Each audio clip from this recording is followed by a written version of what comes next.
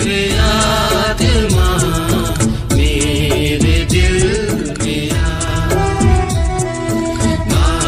पवित्र आत्मा। Hallelujah, hallelujah. धन्यवाद प्रभु यीशु, धन्यवाद परम पिता परमेश्वर। हाँ मेरे प्रिय भाई बहनों, उस समय की बात है जब इजरायली लोग, वे लोग जब गिरफ्त में थे, जब वे लोग कैद में थे, उन लोगों के पास कोई रास्ता नहीं था, कोई मार्ग नहीं था गिरफ्त से निकलने के लिए, कैद से निकलने के लिए। इजरायलियों के पास वे लोग परेशान थे, गुलामी किया करते थे। जो इजरायली थे वे गुलाम थे, अपनी इच्छा अनुसार जी नहीं सकते थे, जो मन में चाहे वो कर नहीं सकते थे। उनके राज्य में अगर कोई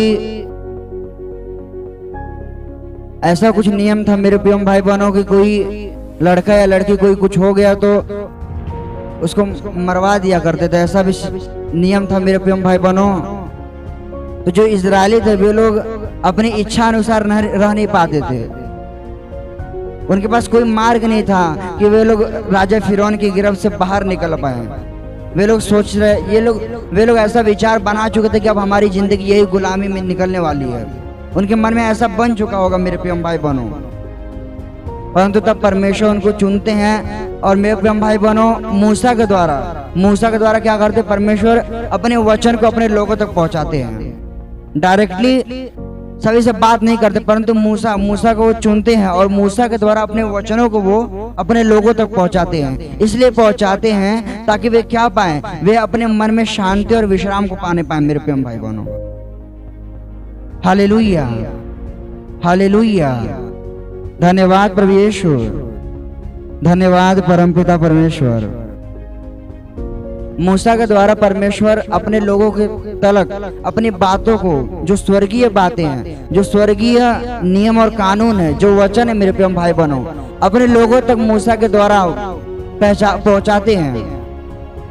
और जब उनके मन में वचन आता है तो उनमें से आधे से ज्यादा लोग परमेश्वर से प्रेम रखने लग जाते हैं, परमेश्वर के आज्ञा के अनुसार चलने लग जाते हैं। और कुछ लोग ऐसे रहते हैं जो खाली कुड़कुड़ाने वाले लोग रहते हैं। आज संसार में मेरे प्रिय भाई बहनों, संसार को परमेश्वर के वचन की आवश्यकता है, संसार को परमेश्वर के नियम और कानून के अंदर चलने की आवश्यकता है। जब वो उसके अंदर चलेगा तब उसको मन में शांति और आशीष मिल सकती है। संसार में आप बहुत से लाभ उठा सकते हैं, बहुत सारे आनंद, बहुत सारे सुख ले सकते हैं, परंतु अगर आपको मन की शांति चाहिए तो आप संसार में नहीं ढूंढ सकते हैं। संसार में आप अपने मन की शांति को नहीं पा सकते मेरे प्रिय भाई बहनों। आप चाहे कितनी भी अच्छी से अच्छी चीज पा जाए, आपको मन की शांति नहीं मिल सकती है। मन की शांति आपको कहाँ मिल सकती है? मन की शांति आपको परमेश्वर के वचन में मिल सकती है मेरे प्रिय भाई बहनों। आज बहुत से लोग रहते हैं, बोलते हैं कि हमारे पास सब कुछ है, परंतु हमारा मन हमेशा व्याकुल रहता है, हमारा मन हमें कभी स्थिर नहीं रहता है, कभी ऊपर नीचे होता है, कभी यहाँ जाता है, कभी वहां जाता है। ऐसा मन करता है कि कुछ ये गलत कर लूं या फिर भाग जाओ घर से निकल करके। कोई चीज की समस्या नहीं है, आर्थिक व्यवस्था भी अच्छी है, बिजनेस अच्छा है, परिवार अच्छा है, सेहत अच्छी है, परंतु मन व्याकुल रहता है, मन स्थिर नहीं रहता है। अधिक से अधिक लोग मेरे प्रिय भाई बहनों मन के कारण परेशान रहते हैं कि मन उनका स्थिर नहीं रहता, मन में शांति नहीं रहती है, चाहे कितनी भी संपत्ति रह नहीं पाए, क्योंकि उनके पास परमेश्वर का वचन नहीं रहता मेरे प्रिय भाई बहनों। एक ऐसा शब्द नहीं रहता जो उनको मोटिवेट कर सके, जो उनको सांत्वना दे सके। प्रिय भाई बहनों, आप सभी को जरूरत है, मुझे जरूरत है, सभी लोगों को जरूरत है परमेश्वर के वचन की। आप परमेश्वर के वचन को जब सुनते हैं और उसको ग्रहण करते हैं तब वो वचन आपके अंदर कार्य करता है। परमेश्वर के वचन सभी के लिए नहीं है मेरे प्रिय भाई बहनों। अभी हम वचन को पढ़ेंगे तो ये वचन जरूरी नहीं है कि वो आप सभी के अंदर काम करेगा। ये वचन उस व्यक्ति के अंदर काम करेगा जो उस वचन को ग्रहण कर लेगा, जो उसको मान लेगा कि हाँ ये वचन मेरे लिए है और इस वचन को मेरे अंदर काम करना है। वह आपके ऊपर है मेरे प्रिय भाई बहनों कि आप इस वचन को ग्रहण कर ले और प्रभु से बोले कि हे प्रभु, ये वचन मैं मान लेता हूं कि आपने ये वचन मेरे लिए दिया हुआ है। परमेश्वर के दास अंकुर नरूला जी बताते हैं कि वचन मनुष्य के अंदर तब तक काम नहीं करता जब तक वो अपने लिए उस वचन को मान नहीं लेता है। प्रभु यीशु मसीह ने कहा कि मेरे कोड़े खाने के कारण तुम चंगे हुए हो। संसार के सभी लोग चंगे नहीं होते मेरे प्रिय भाई बहनों, परंतु वो व्यक्ति चंगा होता है जो प्रभु को प्रभु को अंगीकार करता है और उनके वचन को अपने लिए पर्सनली मान लेता है। तो मेरे प्रिय भाई बहनों, जो भी वचन आप सुनते हैं, जो भी वचन आप मानते हैं, जो आप सुनते हैं किसी भाई बहन के द्वारा या फिर कलीसिया में, आप जो भी वचन सुनते हैं, जो भी वचन आप देखते हैं, उसको आपको नोट कर लेना है, आपको उसको मान लेना है, उसके पर विश्वास करना है। आप जब विश्वास करेंगे और आप जब मान लेंगे तो वचन जैसे परमेश्वर के पुराने जो दास लोग रहते, भविष्यवक्ता लोग रहते, जैसे उनके जीवन के अंदर कार्य किया है, वह आपके अंदर भी कार्य करेगा, उसको कोई रोक नहीं पाएगा मेरे प्रिय भाई बहनों। Hallelujah, hallelujah. धन्यवाद प्रभु यीशु, धन्यवाद परमपिता परमेश्वर। खोल लीजिए मेरे प्रिय भाई बहनों प्रेरितों की पत्री अध्याय 3 का वचन 19। आइए इसे हम पढ़ते हैं। इसलिए मन फिराओ और लौट आओ कि तुम्हारे पाप मिटाए जाएं, जिससे प्रभु के सम्मुख से विश्रांति के दिन आए। Hallelujah, hallelujah, hallelujah. मेरे प्रिय भाई बहनों, इस वचन में लिखा है विश्रांति, विश्रांति के दिन आए। विश्रांति अर्थात क्या? मेरे प्रिय भाई बहनों, बाइबल में एक जगह लिखा है विश्रांति का अर्थ ठंडी श्वास अर्थात ठंडी सांस अर्थात शांति वाली सांस आपको मिलने पाए, अर्थात हालेलुया, हालेलुया, हालेलुया। मेरे प्रिय भाई बहनों, एक समय के लिए उदाहरण के लिए हम देख लेते हैं कि कोई भाई है, डॉक्टर के पास जाता है, उसको एक गांठ रहती है, चेकअप के लिए जाता है, बोलता है गांठ मेरी जा क्यों नहीं रही है, क्या हो रहा है, मुझे इतना दर्द क्यों हो रहा है, मुझे इतनी तकलीफ क्यों हो रही है, मुझे कमजोरी क्यों हो रही है। तो डॉक्टर बोलता है कि संभावना है कि जो तुम्हारी गांठ है वो कैंसर की हो सकती है, अधिकतर संभावना है। एक समय के लिए 100% में तुम देख लो तो 60-70% संभावना है कि तुम्हारी ये गांठ कैंसर की है। कैंसर हो ना हो, परंतु जैसे वो नाम सुन लेता है कि मुझे कैंसर हुआ है, वो एकदम घबरा जाता है मेरे प्रिय भाई बहन, एकदम परेशान हो जाता है, तकलीफ में आ जाता है, वो सोचता है कि अब क्या होगा मेरा।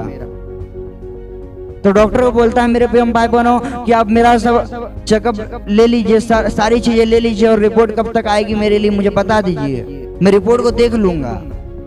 तो डॉक्टर बताता है इतने इतने टाइम, 1 महीने बाद या 15 दिन बाद तुम्हारी रिपोर्ट आ जाएगी, तो मुझे अपना सब सैंपल इम्पल दे दो। तो दे देता है मेरे प्रिय भाई बहन, अपने घर को जाता है, अपने सारे काम धंधे में चला जाता है। काम धंधे में तो लग जाता है, परंतु उसका मन वहां नहीं लगता है। मन कहाँ रहता है? मन वहां रहता है कि मेरी गांठ कैंसर की तो नहीं, उसका मन वहां लगा रहता है, परंतु उसका शरीर सारी जगह मौजूद रहता है, अपने बिजनेस में रहता है, अपने परिवार में रहता है, परंतु उसका मन वहां मौजूद नहीं रहता। मन क्या सोचता है कि 15 दिन कब पूरे होंगे, 30 दिन कब पूरे होंगे, कब मुझे मेरी रिपोर्ट मिलेगी, ऐसा उसका मन रहता है मेरे प्रिय भाई बहनों। और जब रिपोर्ट आती है तब वो देखता है और उसको पता चलता है कि मेरी रिपोर्ट नेगेटिव आई हुई है, अर्थात मुझे कैंसर की गांठ नहीं है, गांठ जो है एक नॉर्मल सिंपल सा चीज है, मुझे कैंसर नहीं हुआ है। तब वो क्या करता है? तो वो ऐसे करता है, वो ठंडी एक शांति भरी श्वास को देता है, इसलिए क्योंकि उसको अब शांति मिलती है, अर्थात क्या उसको विश्रांति मिलती है मेरे प्रिय भाई बहनों। पहले वो एकदम व्याकुल रहता है, पहले उसका मन शांत नहीं रहता, उसका मन वो अपने बिजनेस में जाता है, परिवार में जाता है, अपने घर को जाता है, उसका मन वहां नहीं जाता, मन उसका अभी तक वहां भी पड़ा रहता है, अर्थात उसका मन शांत नहीं रहता। शांत कब होता है उसका मन? जब उसको अपनी रिपोर्ट मिलती है और रिपोर्ट में क्या मालूम पड़ता है? मेरी रिपोर्ट एकदम नॉर्मल आई हुई है, तब उसका मन शांत होता है मेरे प्रिय भाई बहनों। शांति की श्वास को छोड़ता है, अर्थात उसका मन शांत हो जाता है। उसके बाद से क्या होता है? उसके बाद से वो जहां जहां अपने शरीर को लेकर के जाता है, उसके साथ साथ उसका मन जाता है। नहीं तो रिपोर्ट के पहले क्या था? रिपोर्ट के पहले वो जहां जहां जा रहा है वहां पर उसका मन नहीं जा रहा, खाली उसका शरीर जा रहा है। वही लिखा हुआ है मेरे प्रिय भाई बहनों कि क्या करना है हमें। वचन कह रहा है कि तुम मन फिराओ और लौट आओ बाकी सारी चीजों से। अपने मन को फिरा लो, तुम लौट आओ बाकी बुराई से, तुम तकलीफों से लौट आओ, तुम मुसीबतों से लौट आओ। किसके पास? परमेश्वर के पास। इसलिए लौट के आओ ताकि तुम्हारे अंदर, तुम्हारे जीवन के अंदर, तुम्हारे परिवार के अंदर परमेश्वर के विश्रांति के दिन आने पाए। विश्रांति के दिन मेरे प्रिय भाइयों, जैसे एक बार फिर से वचन को पढ़ते हैं, इसलिए मन फिराओ और लौट आओ कि तुम्हारे पाप मिटाए जाए, जिससे प्रभु के सम्मुख से विश्रांति के दिन आने पाए। वचन कह रहा है कि मन फिराओ, तुम अपने मन को फिरा दो और लौट आओ पाप से, इसलिए ताकि तुम्हारे पाप क्षमा किए जाए। पाप क्षमा होंगे तभी क्या होगा? तुम्हारे लिए विश्रांति के दिन आएंगे। वचन कह रहा है मेरे प्रिय भाई बहन, हमको अपने मन को फेरना है, मन को पलटेंगे तब क्या होगा? हमारे पाप क्षमा होंगे। पाप आपके तब तक क्षमा नहीं हो सकते जब तक आप अपने पाप को बंद ना करें। एक समय के लिए आप एक धरती है उस पे आप नल चालू कर दें, पानी बहते रहेगा मेरे प्रिय भाई बहनों, तब तक नहीं सूखेगा जब तक वो नल ना बंद किया जाए। जब वो नल बंद कर देंगे तो भले उसको 2 दिन लगे, 3 दिन लगे, लेकिन किसी न किसी दिन वो पानी पूरी तरह से सूख जाएगा। परंतु तब तक पर अगर हम नल को चालू रखें, पानी बहते रहेगा तो पानी सूखने का कोई सवाल नहीं है। पानी कभी नहीं सूख सकता क्योंकि उसका एक सोर्स है, वो हमेशा आते रह रहा, पानी सूख नहीं सकता। परंतु वो सूखेगा तब जब वो नल बंद हो जाएगा। वैसे ही मेरे प्रिय भाई बहनों, आपको मन फिराना है। मन फिराना है अपनी बुराइयों की तरफ से, व्यभिचार की तरफ से, चोरी की तरफ से, दूसरे के खिलाफ निंदा की तरफ से अपने मन को फिराना है और लौट आना है सारी बुरी चीजों से मेरे प्रिय भाई बहनों। परमेश्वर वचन कहता है कि तुम अपनी सारी बुरी चीजों से लौट करके आओ। जो तुम बुराई अपने जीवन में कर रहे हो, जो तुम अपने परिवार में कर रहे हो, जो तुम अपने बिजनेस में कर रहे हो, उन सारी बुरी चीजों से तुम लौट करके आ जाओ मेरे पास। अतः सारी चीजों को छोड़ डालो, और जब तुम इन सारी चीजों को छोड़ोगे तब तुम्हारे पाप क्षमा किए जाएंगे, और पाप क्षमा हो जाएंगे तब क्या होगा? तब तुम्हारे जीवन में विश्रांति के दिन आने पाएंगे। अर्थात जो भी चीज तुम्हारे जीवन में बुरी थी, जो भी तुम्हारी सारी चीजें बुरी थी, दुख थी, क्लेश था, तकलीफ, समस्या थी, तुम्हारे पाप क्षमा किए जाएंगे। उसके बाद से तुम्हारे जीवन में विश्रांति के दिन आने पाएंगे मेरे प्रिय भाई बहनों। मेरे प्रिय भाई बहनों, एक और वचन को हम देखते हैं। खोल लीजिए यूहन्ना की पत्री अध्याय, ये जो वचन आपने पहले खोला तो उसको मार्क कर लीजिए। इस वचन को आप अपने मन में रख करके आप प्रार्थना करेंगे तो ये वचन आपके जीवन में भी काम करेगा मेरे प्रिय भाई बहनों। जिसके कारण क्या होगा? जिसके कारण यह होगा कि आपके पाप क्षमा किए जाएंगे और आपके जीवन में विश्रांति के दिन आने पाएंगे मेरे प्रिय भाई बहनों। ये वचन को मार्क कर लीजिए और एक और वचन खोलिए, यूहन्ना के पत्री अध्याय 10 का वचन 10 लिखा है, चोर किसी और काम के लिए नहीं परंतु केवल चोरी करने और घात करने और नष्ट करने को आता है। मैं इसलिए आया कि वे जीवन पाए और बहुतायत से पाए। महिमा करे परमेश्वर की। Hallelujah, hallelujah. वचन कह रहा है कि चोर किसी और काम के लिए नहीं परंतु चोरी और घात करने को आता है। चोरी और घात, मेन काम चोर का यही रहता है कि वो चोरी करके निकल जाए। परंतु कोई रास्ते में आ गया, अगर कोई रास्ते में आ गया उसको पकड़ लिया, मान लीजिए कोई घर है उसके अंदर चोर आकर के चोरी कर लिया, निकलने जा रहे कोई आगे उसका लड़का या कोई उसका सदस्य पकड़ लेता है तो पकड़ाएगा थोड़ी ना। वो क्या हार मान जाएगा? नहीं, अपने पास कोई चाकू या कोई पिस्टल लेके रखे रहेगा कि मेरे को कोई पकड़े उसका मैं घात कर दूं और वहां से बच करके निकलने पाऊं। चोर क्या करेगा? चोर अपने किसी घर में इसलिए घुसता है कि वो पहले बात चोरी करने पाए। चोरी कर लिया, अगर बाय चांस किसी ने उसको पकड़ लिया तो उसका वो घात भी कर करके निकलने का कोशिश करेगा, उधर वो हार नहीं मानेगा। और प्रभु कहता है कि मैं इसलिए आया कि तुम जीवन पाने पाओ, खाली जीवन नहीं परंतु बहुतायत से जीवन पाने पाओ। प्रभु यीशु मसीह का वचन कहता मेरे प्रेम, आपके जीवन में जो कुछ भी बुरा है वो प्रभु की तरफ से नहीं है। ना ही प्रभु चाहते कि आप बुराई में रहे, ना ही प्रभु चाहते हैं कि आप गरीबी में रहे, ना ही प्रभु चाहते हैं कि आप श्राप में रहे। प्रभु तो यही चाहते हैं कि आपको अच्छा जीवन मिलने पाए, आपको आनंदमय जीवन मिलने पाए। स्वर्ग में तो आपके लिए सबसे अच्छा जीवन रखा गया है, परंतु वो चाहते हैं कि आपको संसार में भी एक उत्तम जीवन मिलने पाए। आप गरीबी में ना रहे, आप श्राप में ना रहे। आप जो संसार में रहते हैं, कई से लेवल के लोग, तो मिडिल क्लास के लोग रहते हैं, हायर क्लास, लोअर क्लास, बहुत गरीब अमीर सब लोग रहते हैं।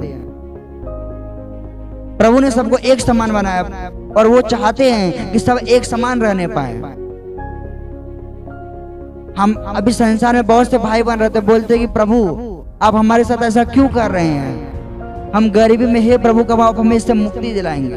अरे प्रभु ने थोड़ी ना आपको गरीब बनाया था, प्रभु ने थोड़ी ना आपको बीमारी में डाला है जो आप प्रभु को बोले प्रभु आपने ऐसा क्यों किया।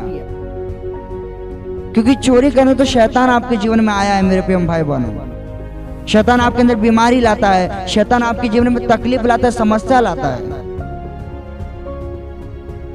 जो दोषी है आपके जीवन में वो कौन है? वो शैतान है। आपके जीवन में जो कुछ भी बुरा होता है वो परमेश्वर की तरफ से नहीं होता, प्रभु यीशु मसीह की तरफ से नहीं होता, परंतु वो शैतान की तरफ से होता है। और अगर आपके जीवन में कुछ भी अच्छा है तो वो प्रभु यीशु मसीह की तरफ से है, परमेश्वर की तरफ से आपके जीवन में अच्छा है मेरे भाई बहनों। हाँ, हम में से बहुत से लोग रहते बोलते कि परमेश्वर आपने हमारे जीवन में ये किया, परमेश्वर मेरा बिजनेस नहीं चल रहा, मेरा धंधा नहीं चल रहा, प्रभु ऐसा क्यों कर, मैं तो आपकी उपासना करता हूँ, मैं तो आपकी महिमा करता हूँ, दान करता हूँ, उपवास रखता हूँ, परंतु ऐसा आप हमारे साथ क्यों कर रहे हैं? प्रभु आप मुझे परीक्षा में क्यों डाले हुए हैं? हम परमेश्वर को बोलते हैं मेरे प्रिय भाई बहनों। परंतु जब हमारे पास संकट आता है, जब हमारे पास तकलीफ आती है, तब सबसे ज्यादा अधिक घड़ी हुआ है कि हमें प्रार्थना में और मजबूत होना है। ये घड़ी हमारे लिए प्रार्थना में मजबूत होने की रहती है, परंतु हम ऐसा नहीं करते हैं। हम क्या करते हैं? हम परमेश्वर को दोष देना शुरू कर देते हैं कि परमेश्वर आप हमारे जीवन में ऐसा क्यों कर रहे हैं? मैंने तो आपकी महिमा करी है, मैंने तो आपके लिए दान डाला है, मैंने तो उपवास किया है, तो मैं आज समस्या में क्यों हूँ प्रभु? मैं आज तकलीफ में क्यों हूँ प्रभु? हम परमेश्वर को दोष देते हैं। और बहुत से लोग तो ऐसे रहते हैं जो आते हैं 10 साल हो जाता, परंतु अचानक से समस्या आती है, प्रभु को छोड़ करके वापस संसार में चले आते हैं। क्यों? क्योंकि वो विश्वास नहीं रहता उनका विश्वास मजबूत नहीं रहता। और यह घड़ी किस चीज की रहती है? आपके विश्वास को जांचने की घड़ी रहती है, आपको प्रार्थना में मजबूत होने की घड़ी रहती है। परंतु हम वो काम करने की जगह हम परमेश्वर को दोष लगाते हैं। और अगर ज्यादा तकलीफ में फंस जाए तो हम प्रभु से निकल करके हम संसार में चले जाते हैं मेरे प्रिय भाई बहनों। वचन वही बताता है कि चोर आपके जीवन में चोरी करने के लिए आता है और वो चाहे तो घात भी कर सकता है, परंतु प्रभु इस संसार में इसीलिए आए कि आप शांति पाने पाए, आप आराम पाने पाए, आप विश्राम पाने पाए, एक आनंदमय जीवन पाने पाए। और खाली एक जीवन नहीं परंतु बहुतायत से जीवन आशीष को पाने पाए मेरे प्रेम भाई बहनों। इस वचन को मार्क कर लीजिए मेरे प्रेम भाई बहनों। दूसरा वचन एक देखते हैं हम, खोल लीजिए भजन संहिता अध्याय 51 का वचन 8। आइए इसे हम पढ़ते हैं। लिखा है, मुझे हर्ष और आनंद की बातें सुना, जिससे जो हड्डियां तूने तोड़ डाली हैं वे मगन हो जाए। Hallelujah, hallelujah, hallelujah.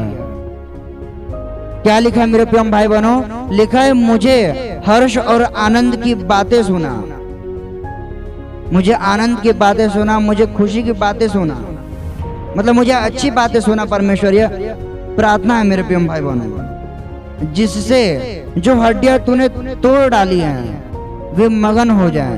अर्थात जिससे तूने जो हड्डियां तोड़ डाली है मेरे परमेश्वर, तो मुझे अच्छी बातें सुना, जिससे क्या हो जाए? मैं मगन हो जाऊं, मैं आनंदित हो जाऊं। हम दाऊद राजा के बारे में जानते हैं मेरे प्रिय भाई बहनों। उनको परमेश्वर ने बचपन से आशीष किया था। बचपन से दाऊद राजा को परमेश्वर ने सामर्थ से भरा था। छोटे पर से उनको अभिषेक कर दिया था, उनको चुन लिया था अपने कार्य के लिए।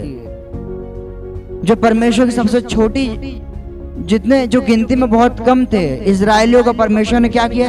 दाऊद को राजा बनाया मेरे प्रिय भाई बहनों। परमेश्वर ने चुन लिया था। दाऊद के पिता के कई सारे पुत्र थे, बड़े से लेकर के बीच छोटे मेरे प्रिय भाई, परंतु किसी को भी नहीं चुना। परमेश्वर ने सबसे छोटे को चुना, राजा दाऊद को चुना।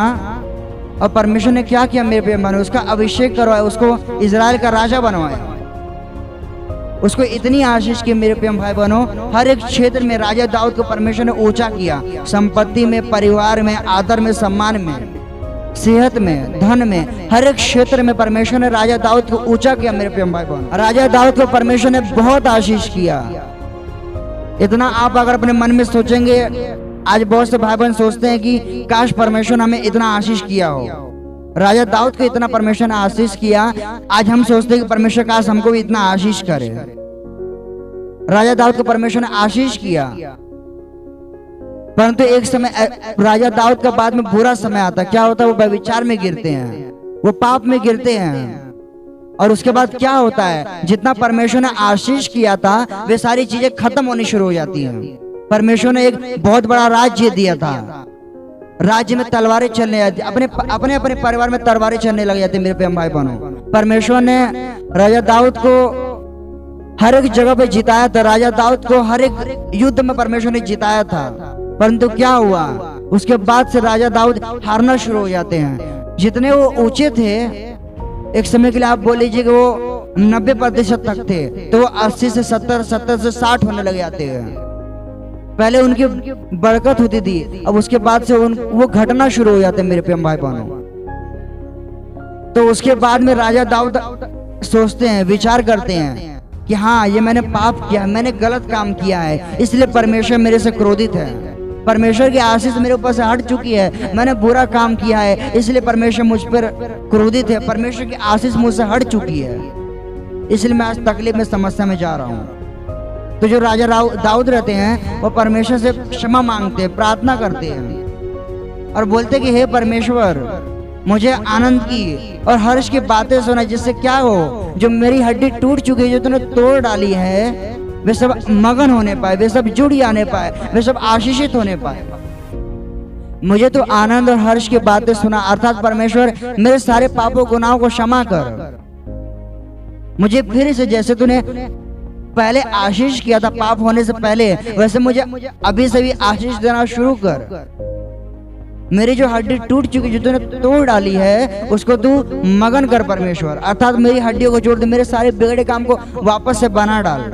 आप वचन में पढ़ेंगे मेरे प्रिय भाई बहनों, तो जो राजा दाऊद जितने आशीषित थे पहले, पाप के कारण वो नीचे गिर जाते हैं, और फिर जब वो प्रार्थना करते हैं और उनको क्षमा भी मिल जाती है, तो क्या होता है? वो उसी जगह से शुरू नहीं करते हैं, परंतु वापस नए सिरे से शुरू करते हैं। जब वो मैदान में नंगे पैर चला करते थे मेरे प्रिय भाई बहनों, पहले की बात है, जब वो राजा नहीं थे, राजा बन जाते तो उनके स्थान ऊंचा हो जाता है, परंतु जो वो पाप करते हैं तो वापस वो जीरो पे आ जाते हैं, वापस वो शून्य पे आ जाते हैं। उसके बाद वो उसी जमीन पे नंगे पांव चलते हैं और मेहनत करते हैं, परिश्रम करते हैं। आज परमेश्वर ने आपको आशीष किया है, आज परमेश्वर ने आपको एक ऊंचे स्थान पे रखा है, तो इसका मतलब यह नहीं कि आप पाप करेंगे तो आप उसी स्थान पे रहेंगे। पाप मेरे प्रिय भाई बहनों आपका आत्मिक रूप में तोड़ता है, आपको आत्मा में गिराता है। आप जब आत्मा में गिरते हैं तो आप अपनी शारीरिक सारी चीजों में गिरते हैं मेरे प्रिय भाई बहनों। और ये बात आप जानते हैं कि गिरना बहुत आसान रहता है, परंतु उसको बनाना बहुत मुश्किल रहता है। किसी चीज को बनाना रहेगा तो हमको समय लग जाता है, परंतु बिगाड़ने के लिए समय नहीं लगता, वो कुछ क्षण में हो जाता है, 1 सेकंड का समय नहीं लगता, हम सब सारी चीजों को बिगाड़ सकते हैं, परंतु बनाने के लिए हमको सालों महीनों लग जाते हैं मेरे प्रिय भाई बहनों।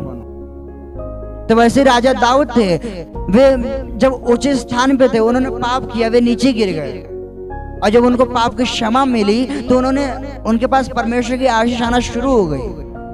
परंतु क्या हुआ? वो उसी जगह से, अगर वो पहले 90% पे थे तो उन्होंने 90% से शुरुआत नहीं की, उन्होंने शून्य से शुरुआत की मेरे प्रिय भाई बहनों। हालेलुया, हालेलुया, धन्यवाद प्रभु यीशु, धन्यवाद परमपिता परमेश्वर। आज मेरे प्रिय भाई बहन, आपके जीवन में भी होता है, आप बहुत ऊंचे स्थान पे रहते हैं, आपके अंदर घमंड आ सकता है, आपके अंदर बुराई आ सकती है, आपके अंदर पाप आता है। आप क्या करते हैं? उस पाप को अपने जीवन के अंदर जगह देते हैं, और जब आप जगत देते हैं तब आप बीमारी में गिरते हैं, तब आप श्राप में गिरते हैं। तब आपका बिजनेस जो पहले बहुत दौड़ रहा था अब बंद हो जाता है, ठप हो जाता है। तब आप क्या करते हैं? तब आप परमेश्वर की बुराई करना शुरू करते हैं, परमेश्वर को बुरा भला बोलने लग जाते हैं। ये नहीं देखते कि आपने क्या गलत काम किया था। आपको अपने आप को जांचने की जरूरत है मेरे प्रिय भाई बहनों, आपको अपने आप को परखने की जरूरत है कि मैं पहले तो बहुत आशीष में था परंतु अभी मैं नीचे क्यों गिरा हूं।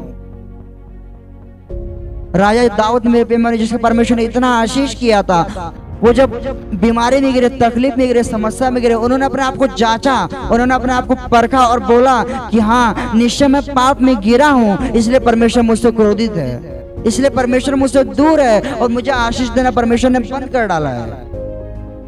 आपको भी उसी प्रकार अपने आप को जांचने की जरूरत है मेरे प्रिय भाई बहनों, अपने आप को परखने की जरूरत है। आप जब अपने आप को जांचेंगे, जब आप अपने आप को परखेंगे, तब आप अपने भूल को, अपनी चूक को,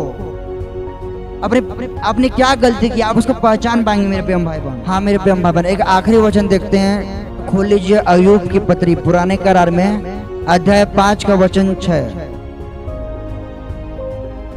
अय्यूब की पत्री अध्याय 5 का वचन 6 पुराने करार में मेरे प्रिय भाई बहनों।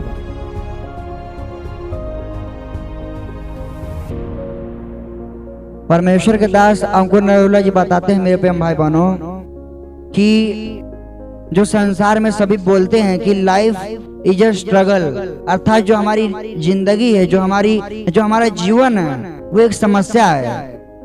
तो बताते कि जो हम मनुष्य बोलते, जो मनुष्य ने संसार में बना दिया है कि जो जीवन है ये एक समस्या है, ये क्या, ये सबसे बड़ा झूठ है, एक सबसे बड़ा एक असत्य है। अगर कोई असत्य है तो यही सबसे बड़ा असत्य है कि हम जो बोलते हैं कि जीवन एक समस्या है। परमेश्वर ने जीवन को समस्या नहीं बनाया था, परमेश्वर ने जीवन को बुरा नहीं बनाया, परमेश्वर ने जीवन को एक परीक्षा नहीं बनाया, परमेश्वर ने जीवन को एक स्ट्रगल नहीं बनाया है, परमेश्वर ने लाइफ को एक स्ट्रगल नहीं बनाया, आपके लिए एक ऑब्स्टेकल नहीं बनाया कि आप इसमें घुट घुट करके मर जाए। परमेश्वर यह नहीं चाहते कि आप संसार में आए तो आप तकलीफ को झेले। परमेश्वर यह नहीं चाहते कि आप संसार में आए तो आप अंधे बन करके प्रवेश करने पाए। परमेश्वर यह नहीं चाहते कि आप संसार में आए तो आप किसी एक अंग को छोड़ करके आए। परमेश्वर का वचन यही कहता है कि जब एक बुरा मनुष्य अपने पुत्र को अच्छी चीजें देना जानता है,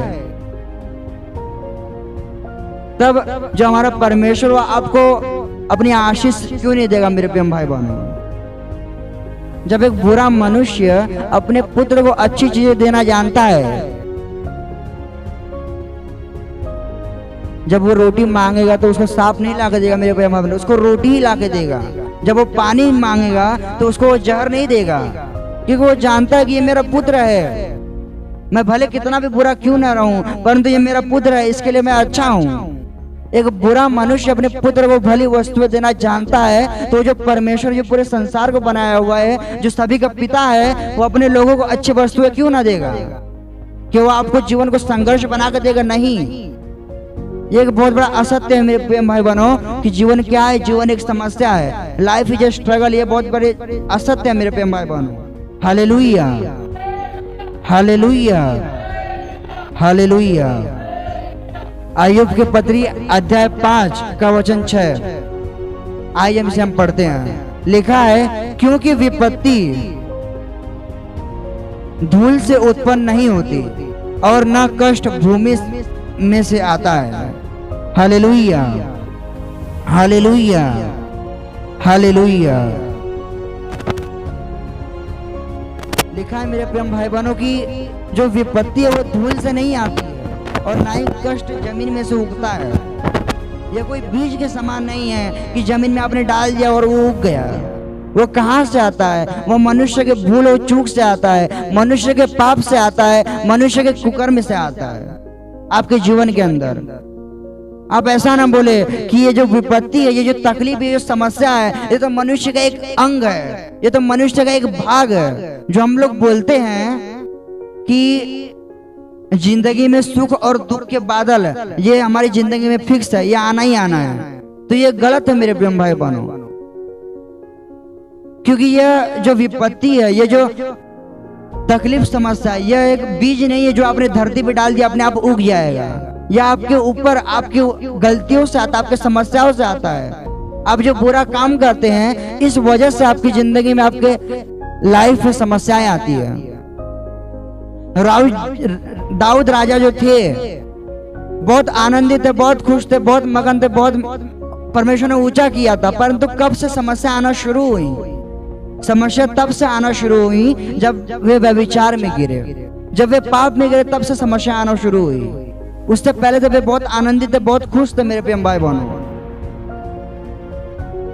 उन्होंने परमेश्वर ऐसा नहीं कहा कि ये परमेश्वर मैंने क्या काम किया, क्या गलत किया, क्यों आपने मेरा साथ छोड़ दिया। परंतु उन्होंने कबूल किया कि हाँ प्रभु, मैंने पाप किया इसलिए आपने मेरे ऊपर समस्या डाली, मैंने पाप किया इसलिए मैं समस्या में पड़ा। आज हम ये कबूल नहीं कर पाते मेरे प्रिय भाई बहनों। तो जो समस्या है, जो तकलीफ है, वो आपके जीवन के अंदर ऐसे ही नहीं आती है। आपने कोई भूल किया है, आपने कोई गलत काम किया है, आपने कोई पाप किया है, इस कारण समस्या का मौका मिला है कि आपके अंदर आकर के उगने पाए। और जब तक आप उस समस्या को जड़ से उखाड़ते नहीं है, वो धीरे धीरे आपके अंदर बढ़ती रहती है, वो खत्म नहीं होती मेरे प्रिय भाई बहनों। हाँ मेरे प्रिय भाई बहनों, तो आपको जरूरत है कि आपको अपने मन को फिराना है, बुरी चीजों से, पाप से मन को फिराना है, कुकर्म से मन को फिराना है। अगर आप मन को फिराएंगे तब आपके जीवन के अंदर विश्रांति आने पाएगी, आप आनंदमय और शांति के श्वास को फूंकने पाएंगे मेरे प्रिय भाई बहनों। आप जब अपने मन को फिराएंगे बुराई से, गलत चीजों से, पाप से, व्यभिचार से, जैसे राजा दाऊद ने अपने मन को फिराया मेरे प्रिय भाई बहनों बुराई से, अगर वो नहीं फिराते, जैसे उनके पुत्र सुलेमान ने अपने मन को नहीं फिराने पाया, वे अपने मन को फिरा नहीं पाए, इसलिए वे अंत में नाश को हो गए। परंतु राजा दाऊद ने अपने मन को फिराया, इसलिए क्या हुआ? आप वचन में पढ़ेंगे मेरे प्रिय भाई बहनों कि जो दाऊद राजा रहते हैं, वे बहुत से प्रकार के युद्ध को लड़ते हैं और सब में विजय को प्राप्त करते हैं। और जब वो विजय को प्राप्त करते हैं, उसके बाद में उनके पास कोई और चीज नहीं रहता है जहां पर वे युद्ध को करने पाए। सब जगह वो जीत जाते हैं, उसके बाद वो उनको शांति मिलती है, उनको विश्रांति मिलती है। और जब उनको शांति मिलती है तब वे परमेश्वर के काम को करना शुरू करते हैं। अर्थात मेरे प्रिय भाई बहन, आप जब तकलीफ में रहेंगे, आप जब समस्या में रहेंगे, तब आप परमेश्वर के पास नहीं जा सकते, तब आप परमेश्वर के पास में नहीं आ सकते। इसके लिए आपको जरूरी है कि आपको शांति को पा लेना है। आप जब शांति को पाएंगे तब आप परमेश्वर से और क्लोज होने पाएंगे, तब आप और परमेश्वर के पास में होने पाएंगे। जब आप परमेश्वर के पास होंगे तब आप अगर 90% है, तब वो परमेश्वर आपको 100% करेंगे मेरे प्रिय भाई बहनों। Hallelujah, hallelujah. धन्यवाद प्रभु यीशु, धन्यवाद प्रभु यीशु, धन्यवाद परमपिता परमेश्वर। हाँ मेरे प्रिय भाई बहनों, तो आपको जरूरी है कि आपको ये सारी बातों को मान लेना है, अपने जीवन के अंदर उतार लेना। ये सारी जो चीजें मेरे प्रिय भाई बहनों आपस में कनेक्टेड है, इन सारी चीजों को आपको अपने जीवन के अंदर मान लेना है और इसका एक अपना मार्गदर्शक बनाना है कि ये वचन के अनुसार आपको अपने जीवन को चलाना है मेरे प्रिय भाई बहनों। अगर आप इस वचन के अनुसार अपने जीवन को चलाएंगे, तो जैसे राजा दाऊद भी पाप में गिरे थे और क्या किया, उन्होंने अपने जीवन को बदला। वे क्या किए? पाप से अपने मुंह को मोड़ लिया मेरे प्रिय भाई बहनों, अपने मन को फिरा लिया और वे पाप से लौट गए। किसकी तरफ? परमेश्वर की तरफ। अर्थात आपको भी अपनी कलीसिया की तरफ लौटना है, आपको भी अपनी प्रार्थना की तरफ लौटना है, आपको भी अपनी गवाही की तरफ लौटना है, आपको भी अपने उपवास की तरफ लौटना है। आप भले अभी तकलीफ में थे, आप भले अभी समस्या में थे, परंतु प्रभु आपको वाचा कर रहे हैं कि तुम अपनी सारी चीजों से लौट आओ। अगर आप लौट आओगे तो परमेश्वर आपको विश्रांति से भरने वाले मेरे प्रेम भाव में, इतनी शांति आपको मिलने वाली है। हाँ मेरे प्रेम भाई बहनों, इस वचन के अनुसार आप चलेंगे, परमेश्वर आपको आशीष करने वाले मेरे प्रेम भाई बहनों। हालेलुया।